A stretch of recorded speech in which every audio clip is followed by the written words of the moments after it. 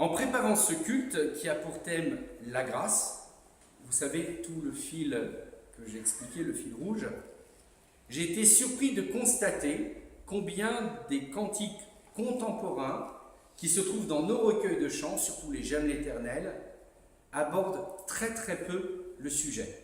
Ça m'a même surpris.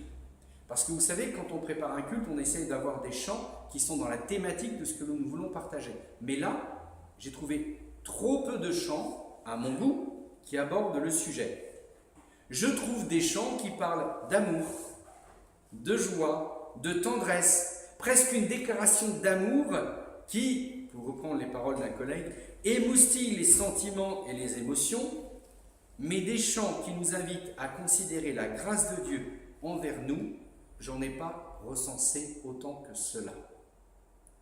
Et pourtant, la grâce devrait être le thème central que nous autres protestants devrions mettre en avant.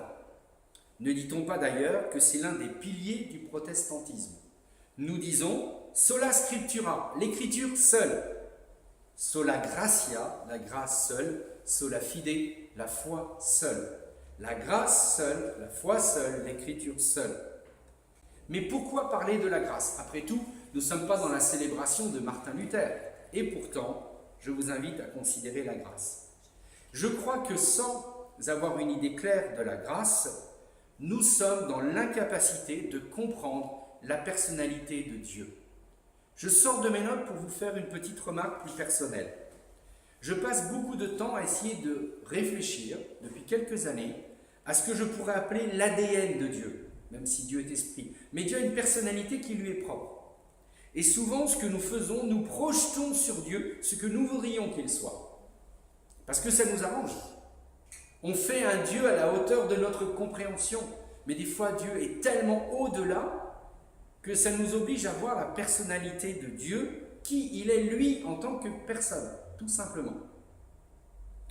A contrario, nous devons honnêtement expliquer aussi qu'il existe tellement de points de vue sur le sujet de la grâce, que chacun essaie plus ou moins de trouver des éléments clés pour expliquer ce qu'est ou devrait être la grâce. Mais attention encore, toutefois, souvent nous partons d'une confession de foi que nous avons approuvée nous-mêmes.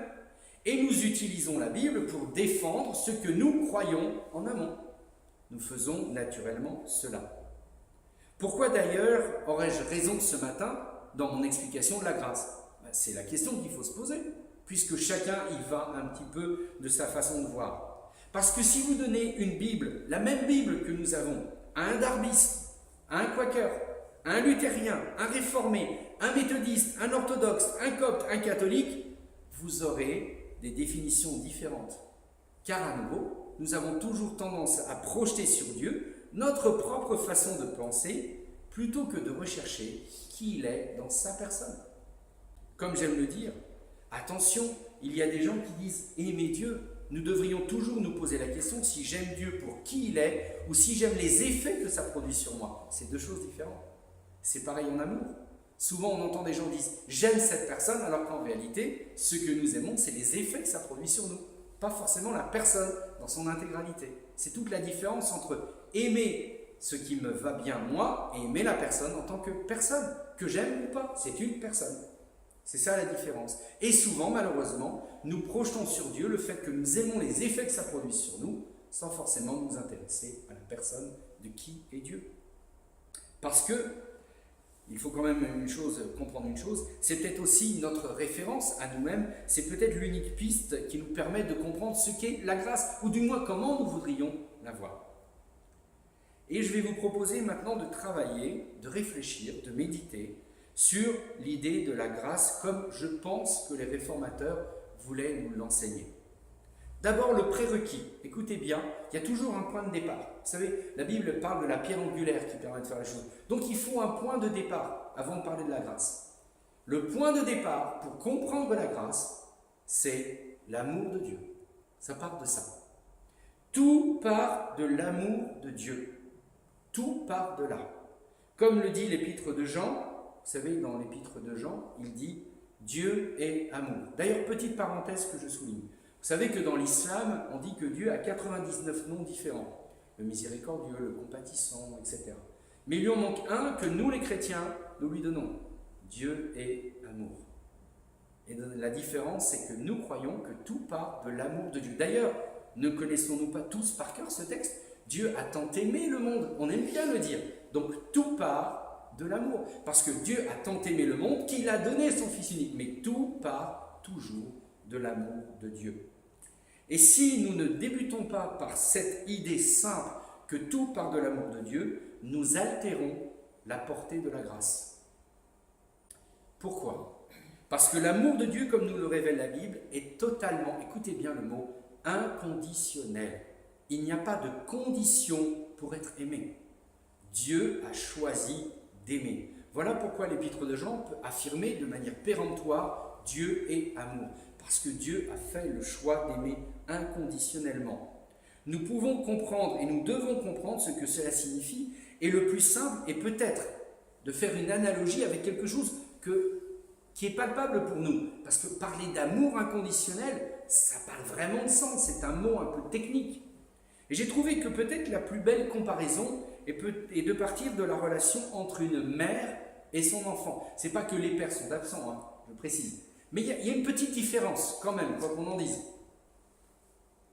J'ai aimé réfléchir comme ça. Et les mamans qui éclatent, dites-moi si j'ai tort. Une mère aime déjà l'enfant qu'elle imagine. Est-ce qu'on est d'accord ou pas? Il n'est pas encore là, ou elle n'est pas encore là, mais elle aime déjà cet enfant qu'elle imagine. Puis, cet enfant, elle le porte. Elle le met au monde. Elle le voit grandir. Elle le voit quitter le domicile et créer à son tour sa propre cellule familiale.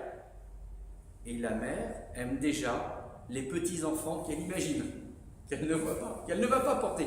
Mais voilà ce qu'est l'amour inconditionnel d'une maman. Et vous savez, quand on écoute les pires détenus, ceux qui ont commis des crimes,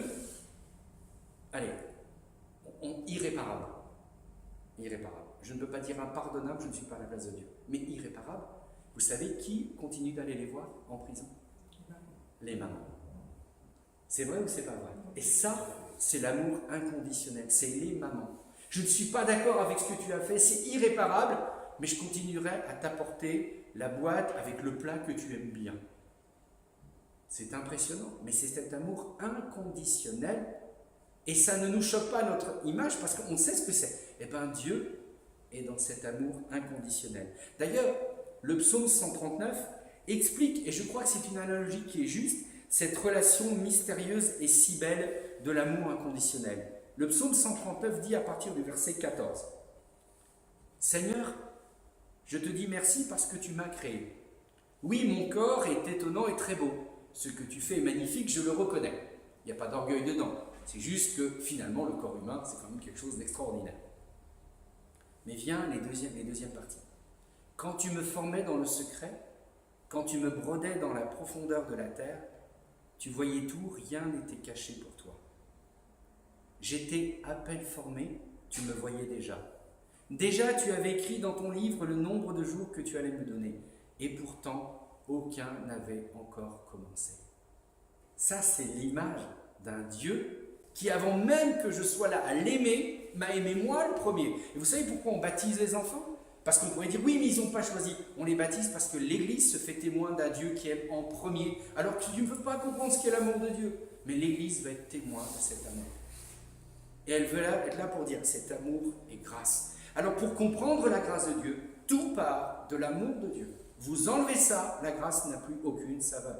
Et l'autre texte qui nous redit cette vérité, de cet amour inconditionnel, parce qu'on pourrait dire que c'est typiquement réservé aux mamans, mais relisez Luc 15 et la parabole du fils prodigue. N'est-ce pas un père qui s'inscrit dans l'amour inconditionnel? Et sachez qu'un jour j'aimerais prêcher sur ce texte, parce que le fils, le fameux fils prodigue qui est parti loin, il ne revient pas parce qu'il a des remords de ne pas aimer le père. Il revient parce qu'il n'a plus d'argent et qu'il ne sait plus où se nourrir, etc. Mais regardez l'amour inconditionnel. Le père ne demande rien, ne réclame rien et il l'accueille. Ça, on ne peut pas dire que c'est uniquement pour les mamans, mais c'est aussi pour les pères, puisque Jésus emploie cette image à bon escient. Alors oui, nous devons comprendre que toute la grâce part de l'amour inconditionnel de Dieu. Pour aller plus en avant, je voudrais vous proposer 3 thèses qui ont été travaillées par Lewis Sperry Chafer, ça ne va rien vous dire. C'était un théologien qui a fondé ce qu'on appelle le Dallas Theological Seminary, qui a écrit un livre sur la grâce.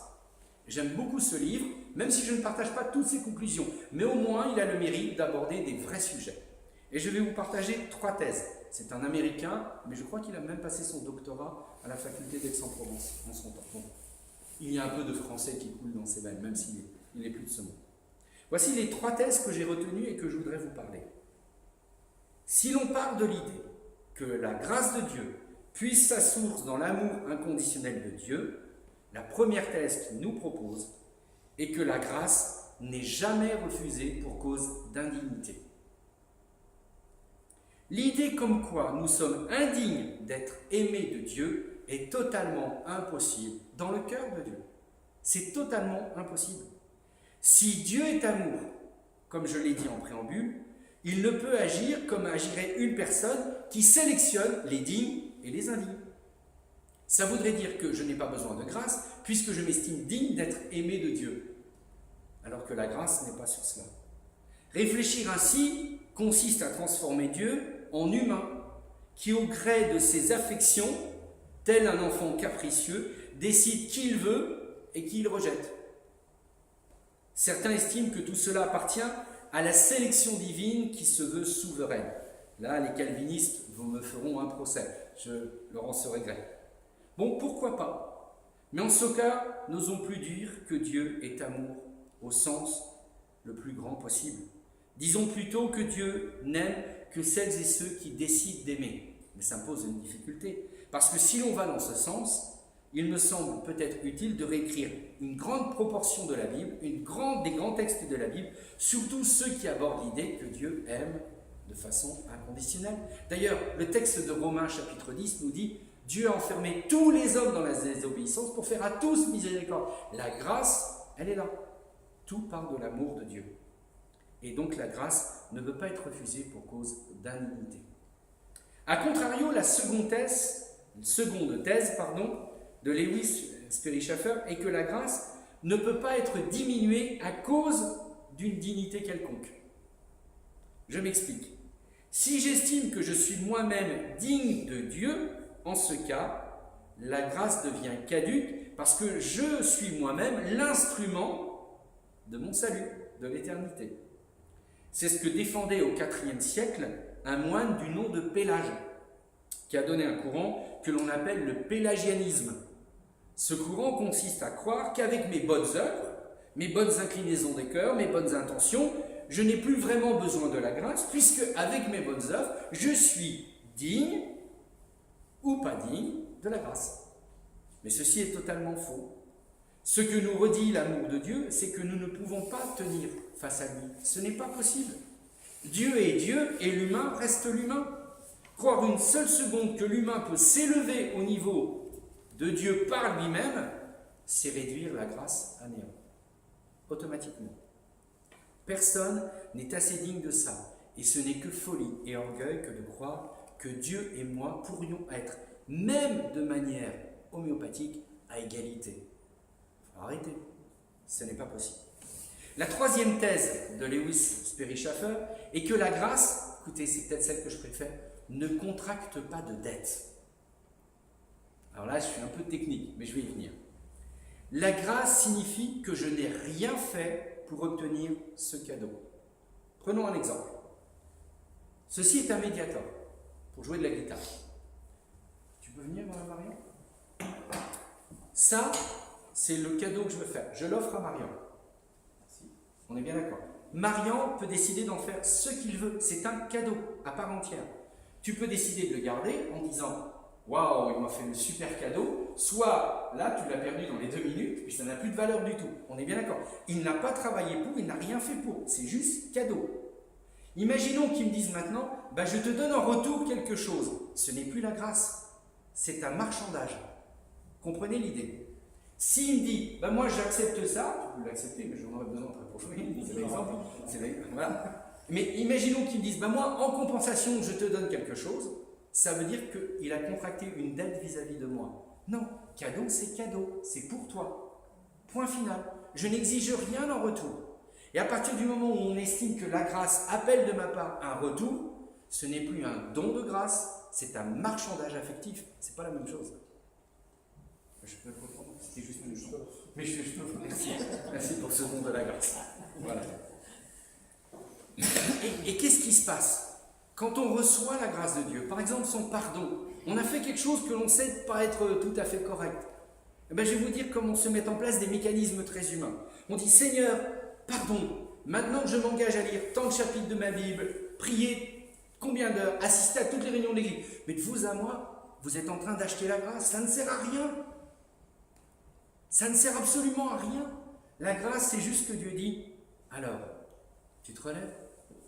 Il n'y a pas de dette qui est contractée. Et donc, qu'est-ce qui se passe? Je crois qu'une fois que l'on a compris ça, eh bien, je vais vous lire maintenant ce que dit Schaffer. La grâce signifie que je n'ai rien fait pour obtenir ce cadeau. Si je dois y ajouter des œuvres bonnes, une bonne attitude, un bon état d'esprit, une pseudo-sainteté, ça signifie que je prends à ma charge une certaine partie de la grâce. En ce cas, la grâce n'est plus grâce, elle est marchandage. Et si je rentre dans ce raisonnement, je détruis de fait l'œuvre parfaite et complète de la croix. Parce que Jésus a bien dit, tout est accompli. Et tout est accompli, en grec, c'est télestai qui veut dire tout est payé. Tu n'as pas besoin de payer, tu le prends, c'est pour toi. La grâce ne contracte pas de dette. Si je crois que cette vérité fait écho dans votre esprit et votre cœur, je me dois de vous expliquer à nouveau que l'on a beau savoir tout ça, nous développons des mécanismes de bonne conscience envers Dieu. Au lieu d'être sous la grâce, nous sommes sur une pseudo-grâce où nous voulons nous garantir les faveurs de Dieu. Rien ne peut réparer quoi que ce soit. Dieu est ainsi et sa grâce, comme dit l'épître de Pierre, couvre une multitude de fautes. Parce que tout part de l'amour. Et nul besoin de s'acheter ou se racheter un certificat de bonne conduite. La grâce ne réclame pas de dette et c'est ainsi. Si vous faites quelque chose pour Dieu, faites-le en réponse à l'amour de Dieu, mais non pour vous garantir de son amour. Ce n'est pas la même chose. Encore une fois, je reviens sur ce que je vous partage. La grâce de Dieu puise sa source dans son amour. Et si nous doutons une seule fois de son amour inconditionnel, nous réduisons la grâce et vivons dans la peur du rejet de Dieu, ce qui pour moi est incompatible avec la foi en Jésus-Christ. Je suis aimé parce que je suis accepté inconditionnellement, mais pas parce que je vis avec la peur d'être rejeté. Dans ces cas-là, je m'achète une pseudo-grâce. La grâce puise sa source dans l'amour de Dieu. Alors pour terminer, j'espère que je n'ai pas été trop long, j'aimerais vous faire la lecture d'un document qu'a édité l'Église protestante d'Alsace et de Lorraine sous la plume du professeur de philosophie de la faculté de théologie protestante, M. Grognon. Alors ce texte-là, il est en ligne et pour ceux qui regardent la vidéo sur Internet, je mettrai le lien pour le télécharger. Je voudrais vous en faire la lecture parce que je pense que ça résume tout en pratique. Et quand quelqu'un a bien écrit les choses, pas besoin de faire de la paraphrase. Je vous en fais lecture. Être quelqu'un. Notre société nous incite à faire nos preuves. Nous sommes sans cesse évalués, à l'école, au travail. Les médias nous donnent pour modèle la performance des sportifs ou le succès des chanteurs et des artistes. Enfin, une vie réussie se mesure au bonheur conjugal, à la carrière professionnelle, au niveau de vie, au statut social. C'est ainsi que nous devenons quelqu'un. Et qu'en est-il lorsque nous sommes confrontés aux échecs, aux ruptures de vie, aux difficultés relationnelles, au chômage, à la maladie, au deuil? Nous ne sommes plus personne. Aimer comme je suis. Nous n'avons pas à faire nos preuves pour être quelqu'un. En effet, Dieu aime chacun et chacune, en particulier sans aucune condition. Dieu prononce sur chaque personne un « oui, je t'aime, tu as du prix à mes yeux ». Cet amour n'est pas du même ordre que nos amours humains, qui peuvent s'atténuer, prendre fin, voire s'inverser en haine. Il s'agit au contraire d'un accueil et d'une fidélité inébranlable. C'est ce qu'on appelle la grâce. Parce que je suis aimé tel que je suis. Dans l'Évangile, Jésus raconte l'histoire d'un jeune homme qui a demandé à son père sa part d'héritage pour s'en aller dans un pays lointain et tout dépenser en vivant n'importe comment. Puis il regrette son choix et revient vers la maison paternelle. Avant même qu'il ait pu dire quoi que ce soit, le père se précipite vers son fils et l'accueille avec une immense joie. Pas un reproche, pas une punition, pas l'ombre d'une brouille. Cette histoire parle de Dieu qui ne fait pas dépendre son amour de ce que nous faisons ou ne faisons pas et se réjouit lorsque nous revenons vers lui. Car il est ainsi, il aime et il pardonne sans relâche. Voici pourquoi nous pouvons parler de la grâce de l'amour. Un tel amour confère à chaque être humain un prix inestimable. Cette conviction a 4 conséquences. Nous n'avons rien à craindre du regard des autres. Nous sommes portés et tenus par Dieu par son oui à notre égard, et cela suffit. Deuxième point, nos échecs ne sont jamais définitifs. Nous pouvons nous relever, repartir, parce que Dieu nous fait confiance, il croit en nous. 3. Nous n'avons pas cherché à gagner l'amour ou les faveurs de Dieu par des actes religieux, de bonnes actions ou des sacrifices. Dieu nous aime depuis toujours et son amour précède tous nos actes. De ce fait, nous sommes libérés de tout souci de bien faire. C'est ce que Martin Luther et Jean Calvin appellent le salut par la grâce seule, sola gratia en latin. 4. Enfin, si la grâce de Dieu est par définition gratuite, elle a néanmoins un coût après coup. Lorsque nous recevons cet amour inouï, non mérité, celui-ci nous conduit à aimer à notre tour. Nous aimons Dieu et notre prochain, non pas pour plaire à Dieu, mais parce qu'il nous aime. Alors vient la dynamique de la grâce. Ainsi, la grâce de Dieu nous propulse vers une vie nouvelle. Nous traversons nos peurs et nous faisons l'expérience de la véritable liberté, celle d'être libérés de nous-mêmes. Libérés de l'obsession de faire nos preuves, de l'angoisse de ne pas être à la hauteur, de cette surenchère vis-à-vis de nous-mêmes qui nous soumet à l'obligation d'aller toujours de performance en performance. Dans cette nouvelle vie, Dieu nous donne de lâcher prise et nous permet un engagement dégagé vis-à-vis des combats de notre monde.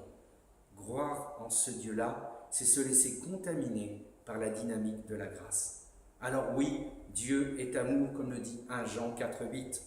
Cette expérience de libération tient à l'identité même de Dieu telle que Jésus-Christ le manifeste.